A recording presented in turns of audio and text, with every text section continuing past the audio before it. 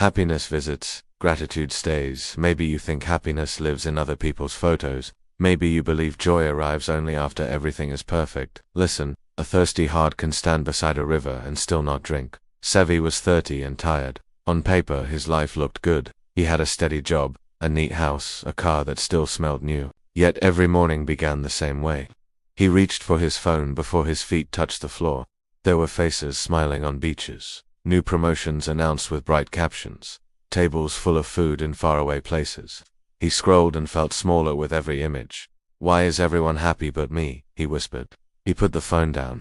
The room felt heavy. He did not know what was missing, only that something was. Next door lived an old woman named Gita. Her hair was white, her hands were thin and strong. Each day, long before the street grew noisy, Gita swept her small yard. She watered her flowers, a row of simple pots on a cracked wall. She fed the birds that landed on the fence. Then she sat beneath a tree with a cup of tea and hummed a song so soft the leaves seemed to lean in closer. Sevi had seen her 100 times and never thought about it. Lately, he had started to watch. She was always smiling. She was always calm. One morning he saw her laughing with the postman, two old friends sharing a joke under the shade. A strange feeling rose in him, part anger, part confusion. How could she be happy with so little? That evening, after a long day full of screens and meetings, Sevi sat on his balcony. The sky was turning gold. He saw Gita again, alone now, watching the same sky and smiling as if the light itself had told her a kind secret. Something moved in Sevi's chest. He stood, went downstairs, and walked to her fence.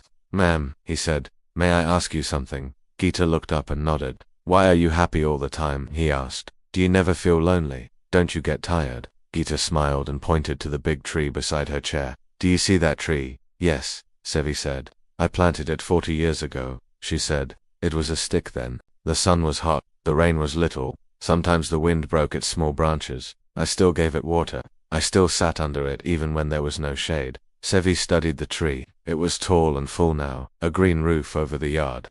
Gita pointed to a broken clay pot near the steps. A yellow flower grew from the crack. "Look at that pot," she said.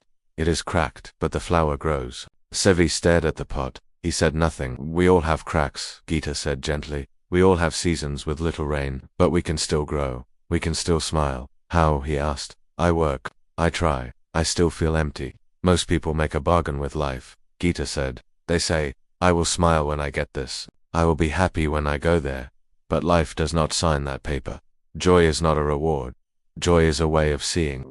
She lifted her cup. "I learned to drink from the day I already have." Sevi stood very still. The evening breeze moved through the leaves. Somewhere a kettle clicked off in a nearby kitchen. "Start small," Gita said.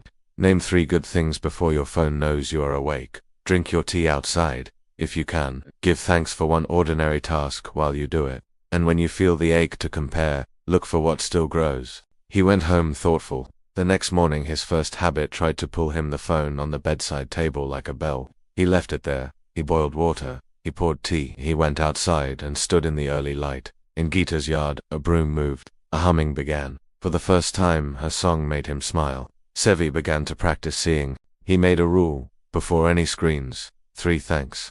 He said them aloud in simple words. Warm water from the tap. Clean clothes on the chair.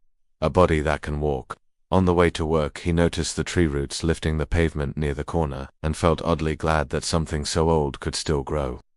At lunch, he ate slowly and tasted the way steam rose from rice like a small blessing. He answered emails, but he did not let them decide his worth.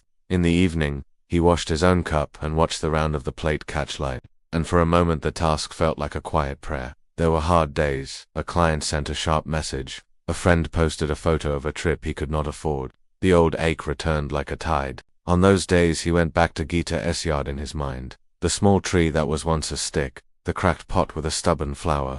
He would go out to the balcony and count what still grew. The mint in his own small pot, the moon in its patient cycle, his mother's voice on the phone, telling him the recipe for soup again. Even though he already knew it, weeks turned. Sevi's house did not get bigger. His car did not change. His job was the same, but his mornings were different. He began to wake a little earlier. He watered a plant. He greeted the birds on the railing. He made tea and sat beneath the sky like a student learning a new language. On the street, he lifted his eyes. He offered his seat to a woman carrying a child. He thanked the bus driver. He learned the names of the people who cleaned his building and brought them sweet rolls once a month. A curious thing happened. The more he noticed, the more there was to notice. One afternoon he met Gita at the fence again. "You look lighter," she said.